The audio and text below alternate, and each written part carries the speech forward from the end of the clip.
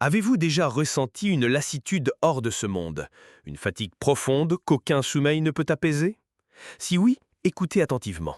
Vous n'êtes pas brisé, vous n'êtes pas déprimé, vous êtes en train de mourir.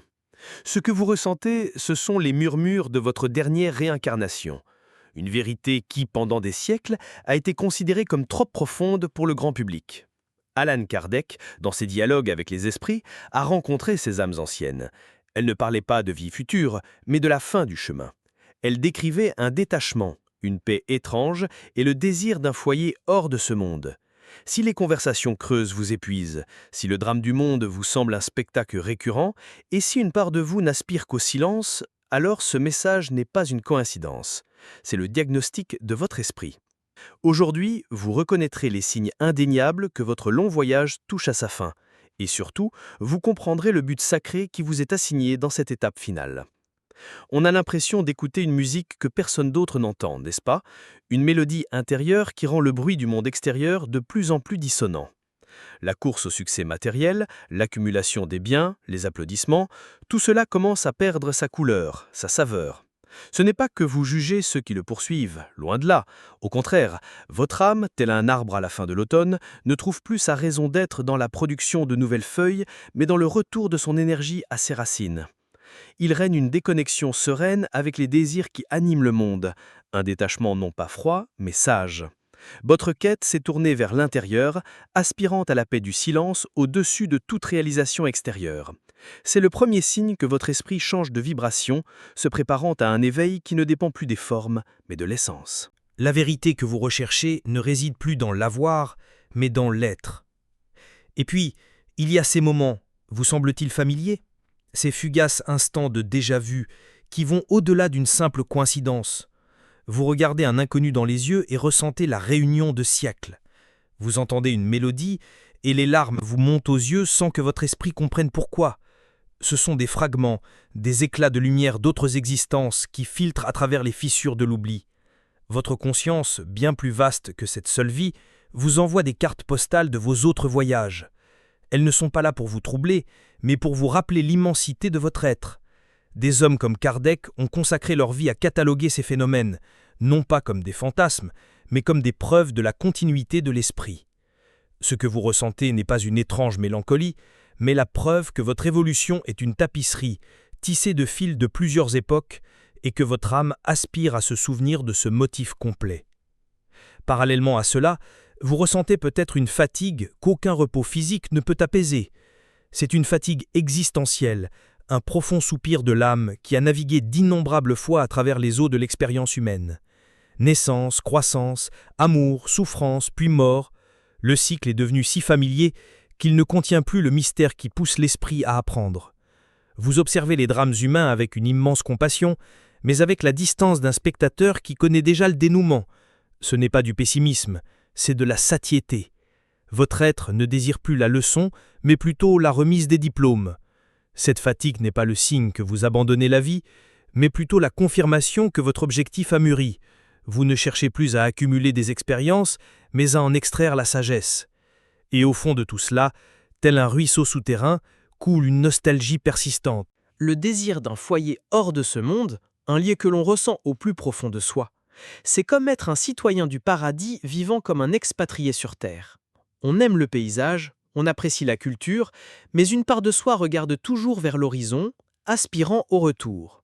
Ce sentiment est la présence de votre véritable moi qui vous appelle, la boussole de votre esprit pointant résolument vers le nord magnétique de votre origine. Il vous rappelle que cette vie, avec toute sa beauté et sa douleur, n'est qu'une étape d'envoyage bien plus vaste. Cette nostalgie sacrée est le carburant de la dernière étape de votre éveil, vous assurant de ne pas vous perdre dans les merveilles d'un monde dont, au fond, vous savez qu'il n'est pas votre destination finale. Ces signes ne sont donc pas des symptômes d'un problème, mais plutôt le signe que tout se met en place. Ce sont les pièces d'un puzzle qui, une fois assemblées, révèlent l'image d'une âme en pleine phase d'apogée. Déconnexion, souvenirs, fatigue et nostalgie forment la symphonie d'un esprit se préparant à son acte final, et cette transformation intérieure, ce rassemblement d'énergie vers le centre commence inévitablement à se refléter à l'extérieur. Votre façon d'interagir avec les autres, les situations que vous attirez et celles que vous repoussez, tout commence à changer. comme si une nouvelle loi de la gravité s'imposait à vous. Cette transformation intérieure, cet appel au foyer, commence à façonner votre façon d'être au monde. Avez-vous remarqué à quel point les disputes qui vous enflammaient autrefois vous laissent désormais indifférent? Ce n'est pas que vous manquiez de passion, c'est que votre énergie est devenue trop précieuse pour être investie dans le champ de bataille de l'ego. Votre âme recherche la paix, non pas comme un objectif à atteindre, mais comme l'air dont elle a besoin pour respirer. Vous êtes devenu une montagne qui regarde passer les nuages de la controverse sans ressentir le besoin de prouver votre grandeur. Laisser l'opinion d'autrui exister sans résistance est devenu votre nouvelle force. C'est un signe clair d'évolution, lorsque le silence de votre esprit devient plus puissant que le bruit de la raison. La soif de votre âme a changé. Là où autrefois l'eau de n'importe quel puits vous suffisait, vous recherchez désormais des sources d'eau pure. De ce fait, les conversations superficielles et les événements sociaux sans substance ont commencé à ressembler à un désert. Ce n'est pas de l'arrogance, c'est une soif de vérité. Bavarder, c'est comme manger quelque chose qui ne nourrit pas. Cela occupe votre temps mais laisse votre conscience affamée. Vous aspirez à des relations où la présence de l'autre parle plus fort que ses mots, où un silence partagé est plus éloquent que des heures de bavardage. Ce désir n'est pas un caprice, c'est votre éveil qui exige une nourriture énergétique à la hauteur de votre nouvelle vibration. Vous aspirez à une réunion d'esprit à esprit, au-delà des masques sociaux. Comme une rivière qui, par la force de son propre courant, creuse un nouveau lit, votre vie commence à s'écarter des routines et des relations qui ne la soutiennent plus. Se forcer à occuper un emploi qui ternit votre esprit ou une relation entretenue uniquement par l'habitude est devenue une source de souffrance insupportable. Vous n'en pouvez plus. Ce n'est pas une décision mentale, c'est un impératif de l'âme. Votre être tout entier résiste à l'immobilité de la stagnation. Lâcher prise n'est donc ni un acte de cruauté, ni un abandon, mais l'expression la plus sincère de votre vérité intérieure.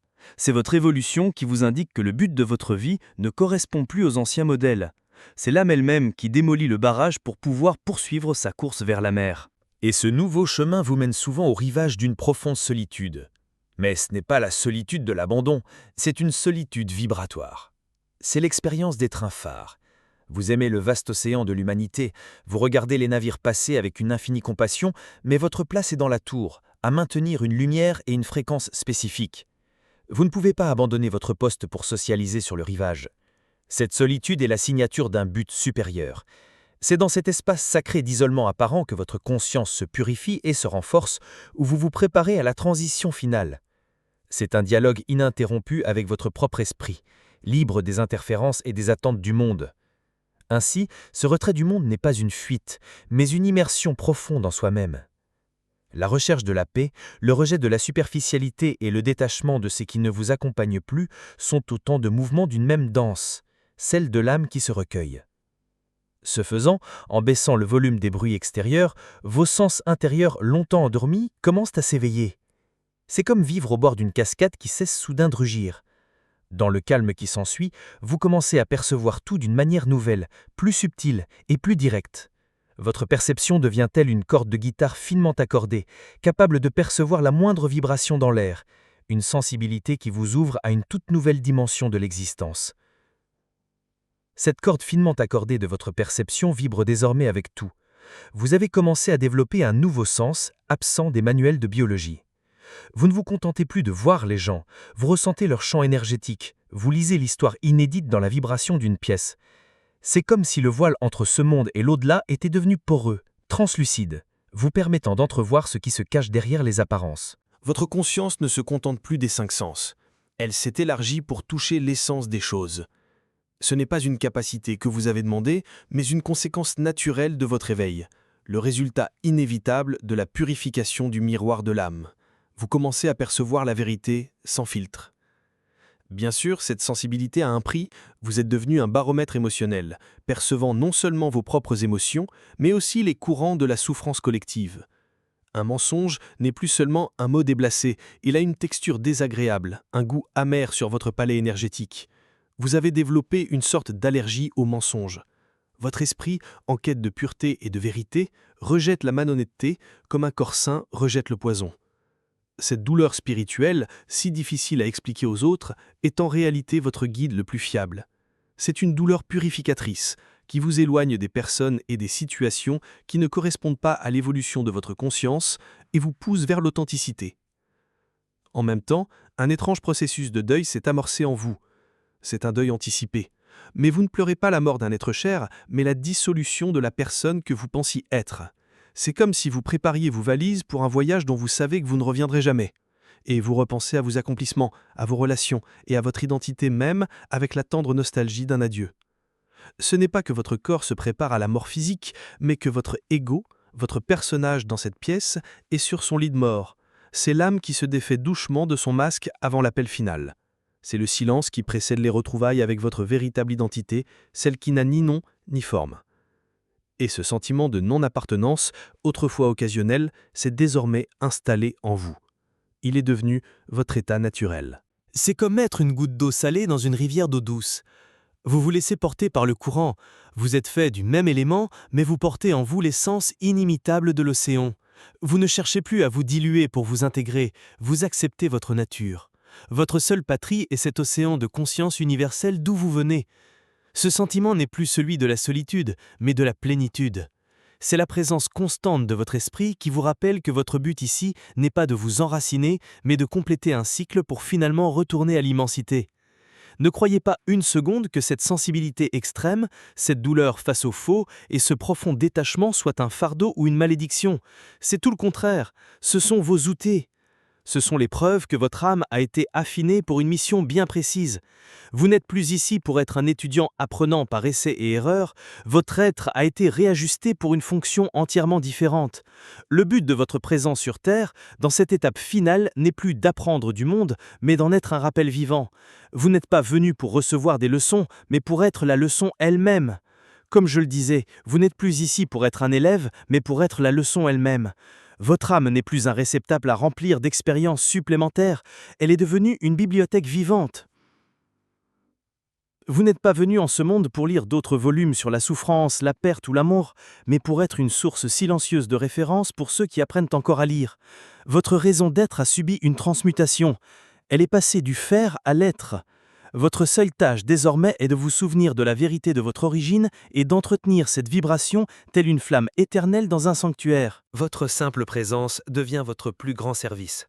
Un acte d'amour qui, sans un seul mot, rappelle aux autres âmes la mélodie que leur esprit a oubliée.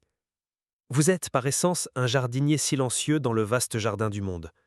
Vous n'essayez pas d'arracher les mauvaises herbes avec acharnement, ni de forcer l'éclosion prématurée des bourgeons. Votre travail est bien plus subtil. Vous prenez simplement soin de la qualité du sol, qui vous entoure grâce à la paix intérieure que vous cultivez. Votre sérénité est le soleil, votre compassion est l'eau. Vous permettez à chaque âme de suivre son propre rythme d'éveil, sachant que votre présence est l'environnement qui facilite cet épanouissement. Vous n'êtes pas ici pour arrêter les tempêtes de l'humanité, mais pour être l'arbre ancien qui tient bon, montrant aux autres qu'il est possible de ne pas se briser. Tel est le cœur de votre mission. Être un point d'ancrage de calme dans un océan de chaos, contribuant à l'évolution de l'ensemble par votre calme. Et dans cette mission apparemment passive réside votre épreuve finale, la thèse de doctorat de votre esprit. Après d'innombrables cours, qui sont autant de vies antérieures, vient l'examen qui vous permettra d'obtenir votre diplôme. Ce n'est pas une bataille contre un adversaire. L'épreuve est la suivante. Pouvez-vous maintenir votre lumière allumée au milieu des ténèbres, sans juger ni haïr les ténèbres? Pouvez-vous traverser la boue du monde sans qu'une seule tâche n'atteigne l'essence de votre conscience? Le défi est d'habiter un plan dont la vibration est souvent contraire à la vôtre, avec un amour si radical que rien ne peut troubler votre silence intérieur. C'est l'épreuve ultime de votre souveraineté spirituelle, qui exige non pas une lutte, mais un abandon total à votre propre vérité. Cela se traduit par de petits gestes magiques du quotidien. Cela se manifeste dans la façon dont vous bénissez votre eau avant de la boire, dans le silence avec lequel vous écoutez la douleur d'autrui sans chercher à la guérir, dans la joie sincère que vous ressentez pour son bonheur. Cela se manifeste lorsque vous choisissez consciemment la nature plutôt que le bruit, l'art exaltant plutôt que les divertissements distrayants. Votre vie devient un rituel sacré où chaque action, aussi banale soit-elle, est imprégnée de votre présence et de votre objectif. Il ne s'agit pas de grandes actions que le monde puisse applaudir, mais de la qualité de votre conscience à chaque respiration. Chaque fois que vous choisissez la paix, vous accomplissez votre mission.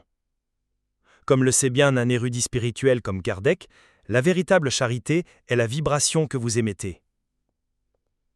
Ainsi, cette mission d'encre, de bibliothécaire, de jardinier, apparaît comme l'aboutissement paisible d'un long voyage. L'âme a atteint la maîtrise et est prête pour les retrouvailles finales, pour la mort du cycle des réincarnations. Cependant, juste à la porte de sortie, alors que la liberté est presque palpable, le défi le plus subtil et le plus dangereux apparaît. Ce n'est pas une épreuve de pouvoir, de connaissance ou de foi, c'est une épreuve d'amour. Et le dernier grand risque pour votre libération ne vient pas du monde ou de ses ombres, mais du plus noble recoin de votre cœur. Un attachement si pur qu'il peut devenir la chaîne d'or qui vous relie à une nouvelle aube sur terre. Cette chaîne ultime n'est pas de fer, forgée par la peur ou le désir matériel. C'est une chaîne d'or, forgée par la plus pure des vertus, l'amour. C'est le lien rayonnant que votre âme ressent pour ceux qui naviguent encore dans les eaux tumultueuses de la souffrance. C'est le murmure de votre esprit qui vous dit « Mon œuvre ne sera achevée que lorsque aussi seront libres ». Cet attachement, né de la compassion, est le plus noble, et donc le plus difficile à reconnaître comme lien.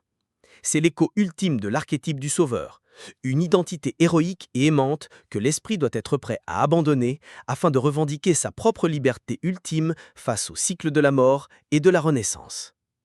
C'est là que la compassion peut subtilement se transformer en obligation. Imaginez que vous êtes un guide de montagne expérimenté. La véritable compassion consiste à montrer la carte, à indiquer le chemin sûr et à encourager le voyageur, confiant qu'il a la force de gravir l'ascension. Le piège survient lorsque, par excès d'amour, vous décidez de le porter sur vos épaules pour lui épargner la fatigue. À cet instant, vous cessez d'être un guide et devenez prisonnier de son voyage. Confondre votre amour pour une autre âme avec une responsabilité personnelle dans son éveil est l'erreur suprême. C'est une interférence avec son but sacré, et le poids de cette responsabilité peut être l'ancre qui vous ramène au rivage d'une nouvelle incarnation. La véritable libération vient donc de l'incarnation de l'amour cosmique. Un amour qui fait confiance au processus divin et au timing parfait de chaque esprit. C'est la compréhension profonde que chaque âme possède son propre programme d'apprentissage, conçu par sa conscience supérieure. Tenter d'accélérer ou de faciliter à l'excès le voyage d'autrui revient, par essence, à douter de la sagesse de son âme et de la perfection du plan universel. La vérité suprême, et peut-être la plus difficile à mettre en pratique, est que le plus grand service que vous puissiez offrir est de maintenir une vibration de confiance et d'amour si stable qu'elle agit comme une étoile polaire pour les autres, sans jamais tenter de prendre la barre de leur navire. Au quotidien, cela se pratique à travers l'art de tenir et lâcher prise. Vous accueillez vos proches dans la lumière de votre cœur avec un amour inconditionnel, mais en même temps vous abandonnez complètement le besoin de contrôler ou de diriger leur chemin. Vous leur envoyez votre paix, mais les laissez traverser leur propre tempête. C'est la sérénité de l'aigle poussant son petit hors du nid, confiant dans la sagesse innée de ses ailes. C'est comprendre que les vraies retrouvailles ne sont pas compromises par cette séparation physique, mais purifiées sur le plan spirituel, un plan que les œuvres de Kardec nous laissaient à peine entrevoir. L'intimité la plus profonde naît de la liberté mutuelle. Et lorsque cette ultime leçon d'amour détachée est gravée au cœur de l'âme, la chaîne d'or se dissout dans la lumière. Le cycle se referme. Non pas avec la violence d'un claquement, mais avec l'ouverture silencieuse d'une dernière porte, toujours là. L'amour a été purifié. Le but a été accompli. L'évolution a atteint sa destination. L'esprit est désormais libre de se fondre à nouveau dans le grand silence d'où il a émergé, prêt pour les retrouvailles finales avec la conscience universelle. La transition, ce que nous appelons la mort, n'est rien d'autre que l'acte d'ôter ses bottes au seuil de sa maison, après un voyage inimaginablement long. Le pèlerin, enfin, est de retour. Maintenant que vous avez entendu ces signes, fermez les yeux un instant et ressentez votre propre vérité. Reconnaissez-vous dans cette carte le reflet de votre propre parcours. Si l'un de ces mots vous a touché, partagez-le dans un commentaire. Parfois, l'écho d'un souvenir est exactement ce dont quelqu'un a besoin pour s'éveiller. Et abonnez-vous si vous sentez que vous avez trouvé un langage pour ces sentiments que vous ne saviez pas comment nommer. Ici, c'est un point de rencontre pour les âmes déjà rentrées chez elles. Préparez-vous, car lors de notre prochaine rencontre, nous explorerons ce qu'il faut faire de cette révélation, comment vivre la vie avec la grâce et le but d'un esprit, dans sa dernière et plus belle symphonie terrestre.